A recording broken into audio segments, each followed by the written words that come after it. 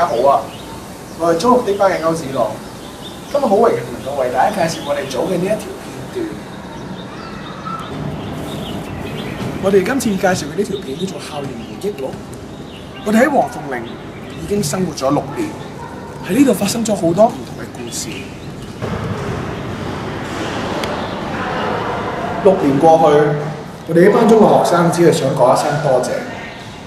多謝呢6年以嚟花咗佢哋嘅心機、佢哋嘅時間、佢哋嘅青春，去栽培我哋呢啲種子嘅老師。喺呢條片入邊，我哋揾咗好多個教過我哋班嘅老師，我哋親自揾佢哋，收集一啲佢哋想對我哋班同學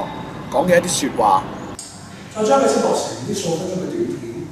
希望無論咁多位同學感受到老師對我哋嘅愛，亦都希望將呢條片作為我哋6D 班對我哋一班勞苦功高嘅老師、一班畢業生嘅一份禮物。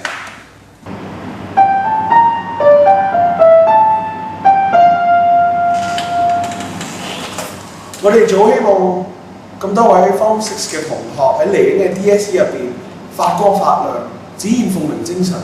報答呢6年以嚟為我哋默默付出嘅老師同埋我哋嘅母校。去片。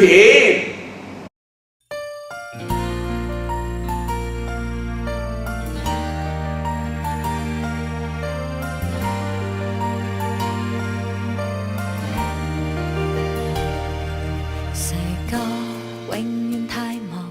忘了最美好的時光。誰也有權盼望，任性的光灑發面龐。陽光照遍最閃的汗，怠慢了我們能趕上，心存晴空，所以便勇敢盛放。來年多麼驚險，不要太早框了線，從前錯過了，期望更多明天，回頭多少瘋癲，總會有天需要努力比肩，似水匆匆流年，同在有你參加這場盛宴，遺忘那次愛情，沉醉間有一天夢醒，就算結局注定，別太早失去了熱情，狂歡這晚變得安靜，笑或痛也無望率性，寫成人生不會後悔的盡興。來年多麼驚險，不要太早框了線，從前錯過了，期望更多明天，回頭多少瘋癲，總會有天需要努力比肩，似水匆匆流年，同在有你參加這場盛宴。